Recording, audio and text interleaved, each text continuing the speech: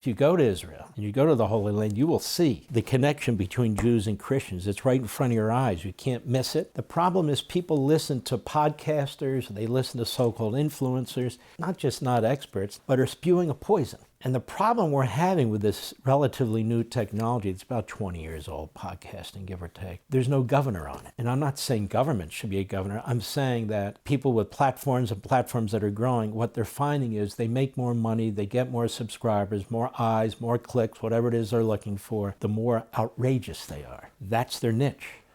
I want to tell you a little story, America. A little story. You'll see where I'm heading with this. Many years ago, when I worked at the United States Department of Justice, I didn't start out as chief of staff there.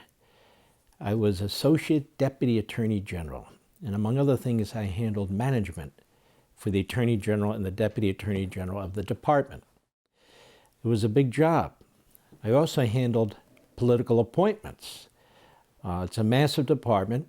That was a very important job, that we get the right people into the right slots, and that would determine, what kind of support the Attorney General will get in directing the department. Considering there were, at the time, I think 60 to 70,000 employees, and now I think there's like 120,000 or something like that. You can Google it and get the exact number, maybe 90,000. It was very important that we have the right people. Assistant Attorneys General, Deputy Assistant Attorneys General, Associate Assistant Deputy, whatever. So that was very, very important. So one day, a young lady walks into my office and says, I would like to work for you. I said, well, that's nice. Who are you?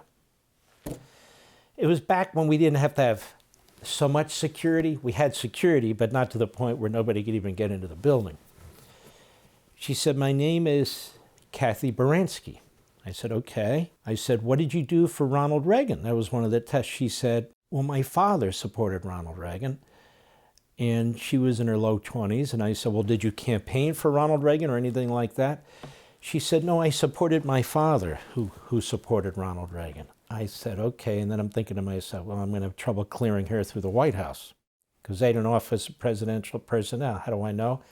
Because I used to be there under Ronald Reagan, associate director of that operation. Well, what are your conservative credentials? And she had many. And she provided them some of the things she had written, but mostly green. She was mostly green. So I said, okay. And then I started to look into her background, because that's what we did. And these individuals had had to get FBI clearance at the Department of Justice, and that was a 6-month clearance. What does that mean? FBI agents go out in the field and they interview their neighbors, their teachers. It's very thorough. I had to have that done and so forth and so on. You wonder how so many of the people that worked for Biden and Obama got cleared, but they did. Nonetheless, I didn't start that project yet until I could determine whether she would clear politically. Now, I had an ace in the card. Anytime I needed to get somebody cleared and the White House would block them, I'd say to the Attorney General, I need to get this person cleared, and they won't let me. He said, you tell them I said they're cleared. And remember, he was counselor to Ronald Reagan. He was Ronald Reagan's closest confidant. So when we said, we want that person, we got that person. And usually we were more conservative than the White House, because of me, quite frankly. So the Department of Justice was very, very solid under Attorney General Meese and President Reagan, from one department to the next, except one snuck through, but that for another day. So I got to learning who she is. And I'd never heard of her father before. And then I did a little bit of digging, and then I heard who her father was. And that changed everything. Everything. For the White House, for the Attorney General, and especially me. And this young lady, Tibor Baranski, would wind up serving with me through most of my tenure at the Department of Justice until she decided to leave, including when I became Chief of Staff and so forth. And to this day, she keeps in touch. She has children and so forth. Haven't seen her lately, and that's my fault just because I'm busy, but she doesn't live in the immediate area. Her father, in fact, settled from Europe in Buffalo. Now, I have nothing against Buffalo, but if you're going to settle in the United States from Europe, you get my drift? It's cold, man, and you get 3 feet of snow every day. I mean, it's like, well, Buffalo, seriously? You might as well settle in the Yukon Territory over there in Canada or something. But nonetheless, people like Buffalo, so that's where they settled. And her father and her mother, her brother and she, they would invite us to dinner from time to time, and we had dinner with them. They were staying for a period of time in Maryland, in an apartment there. Very, very nice people. Thick accent. And I could never spend enough time with him. I wanted to spend a lot of time with him, and I did. And he would come visit at the Department of Justice from time to time, his daughter and me. And I want to tell you who this man was. His name was Tibor Baranski, out of Hungary, during World War II. Let's check this out. Go. See who this man is? He saved probably closer to 8,000 to 12,000 Jews.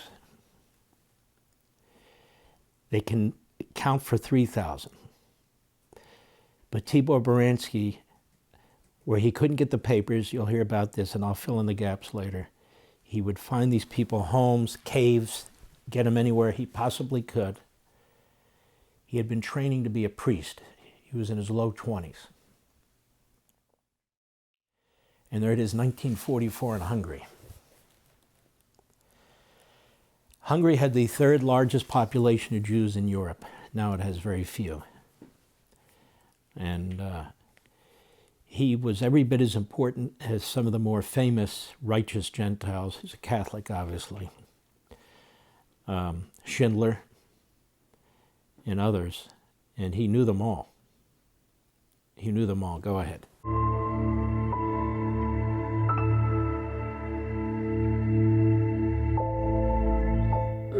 Jews were persecuted.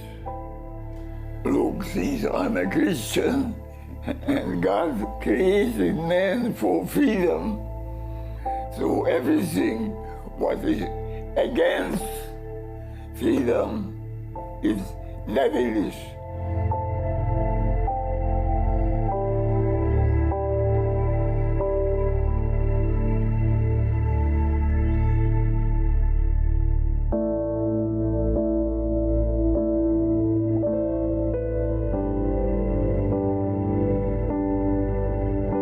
Papa got the papers, got the suit, got the Rolls Royce, got the chauffeur, and basically went down and acted very official but very authoritarian to the German soldiers or guards or whoever were there. At least 3,000 documented, but probably a lot more were saved into these so-called safe houses.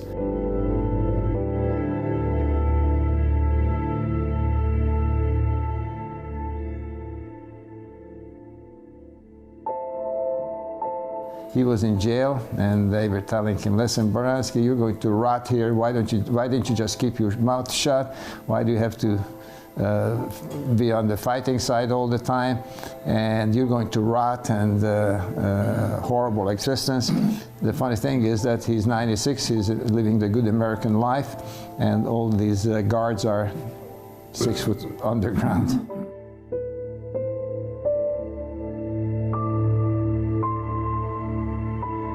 4 generations now, because the Sekereshes have, Gabor has grandchildren. Gabor has unfortunately passed away, and we're in touch with them. So we're a 100-year-old family relationship.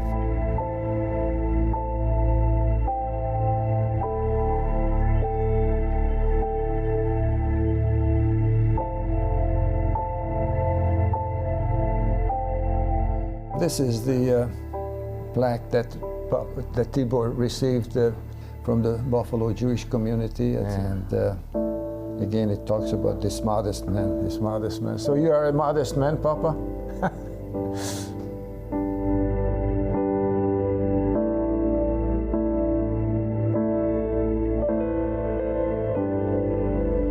Would you like to leave a message for future generation, for the young people?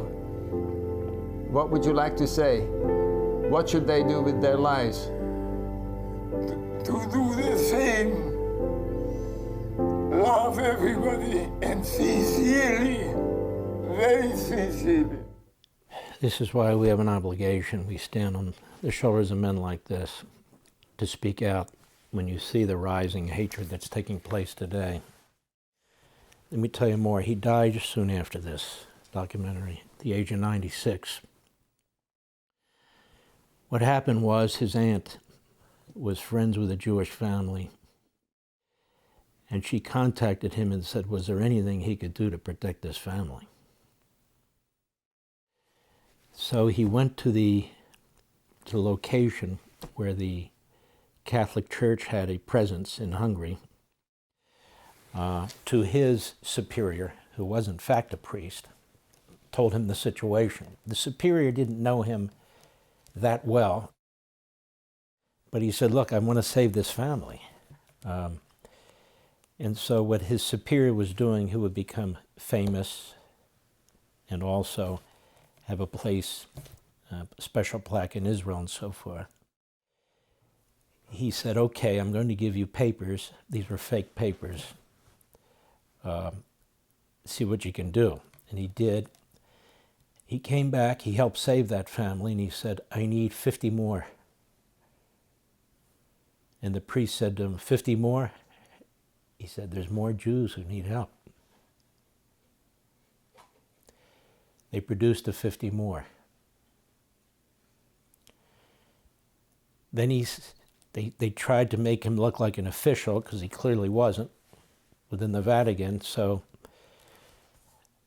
there was an old Rolls Royce they let him use, the clothing they let him use, and this was really sinful. You're not supposed to imitate a priest or anything like that. But the man in charge, the priest in charge said, God will forgive us, we're trying to save lives here. So he was very much the intellectual, the scholar, but he was very tough, that is, stubborn. And so when he would go up against these SS types and so forth and so on, he would assert, I'm with the Vatican, we have the right to do this, that's the situation. And they could have easily shot him on the spot, multiple times. So he wound up saving in a relatively short period of time 3,000 Jews. And many more than that, because as you heard from his son, the people they couldn't get papers to and get them out, they would show them, these are safe houses, hide over here. There's caves over here where we're trying to hide over here, and so forth and so on. He knew Raoul Wallenberg. They had met. He knew Schindler. He knew some of these other righteous Gentiles, as we Jews call them, because they are. And they will always be remembered, always be remembered. They have a special place in Israel where they list the righteous Gentiles, these people who put their lives on the line to save the Jews. And others too, by the way, but in particular the Jews, because they were being targeted. And these were their friends, these were their neighbors. They said, what are you doing? And they'd say, get out of the way or we're going to kill you too. And they would grab them and throw them on these trains and in these horrendous conditions. People just being taken out of their homes and everything else. And so he was a very moral man. He was a very courageous and brave man, and a very quiet man to the rest of the world, to the point where it took several decades till people recognized what he actually had done. Because he didn't say, look at me, look at me. No, he would eventually write a book on the topic, his own writing, a book, a short book. But he's one of the least known of those righteous Gentiles who saved thousands of people, thousands. And even the church operations in Hungary and some of these other countries, they didn't report back really that much to the Pope. They were doing their thing there as much as they could. They are from Hungary, you know, just like they're from Romania or they're from wherever they are, trying to do the right thing. Now, after the Nazis were defeated, the problem for him and people like him was the Russians. They came in And they started rounding up many of the same people. And they went after the Catholic Church. And they went after the men and women, what we call today the righteous Gentiles. And they imprisoned them as quote-unquote Nazi spies and so forth. They sent some to Siberia, some to other places and so forth, and he was imprisoned for many years. I think it was 6 years, give or take. And he got out by hook or by crook, and he went to Italy, and then from Italy he wanted to come to America. And that's what he did. And he worked quietly with his hands, blue-collar worker. And until people began to realize this is Baranski, Tibor Baranski. And was a wonderful man, just a very quiet man. And except when it came to talking about what was taking place there, he would get animated. You could see, even with all he did, if you saw Schindler's List or something like that, you know, at the end, Schindler says, I could have saved more. He takes off a pin. He said, I could have saved 2 Jews with this. So they start to think about these things. Well, what else could I have done? He said, I could have done more. What else could I do? And I'm showing you this for a reason. It's not an exact parallel, but it's good enough. We are facing right now a virulent hatred that I've never seen in my life, and you've never seen in your life either. And it's coming from all sides. It's coming from the Marxist Islamists, as we've talked about. And it's now coming from this growing fascist wing on the extreme right. We are not right-wingers. We are constitutional conservatives. This right-wing left, that's not us. That's us, somebody else. And you can see the coalescing of these poisonous ideologies between the Marxists and the fascists. It also existed in Germany in the 1930s with the communists and the fascists. The fascists defeated the communists, but they were both of the same mindset with respect to minorities, especially Jews. And I'm not just saying this as a Jew. I'm showing you here a man who was a Catholic, who was Gentile. God, in the end, doesn't look at us as Jews or Catholics or other Christians or this, that. He looks at us as his children. His children. That's what he does. Each of us as individuals. When we talk about sovereignty in this country coming from the Declaration of Independence, you'll notice it's not sovereignty for these people and not these people. That's not the way it works. That's not the way it works. But when you're a tiny minority, people have a lot of reasons for trying to exploit that situation for themselves, usually for power, usually for political power, but also for money.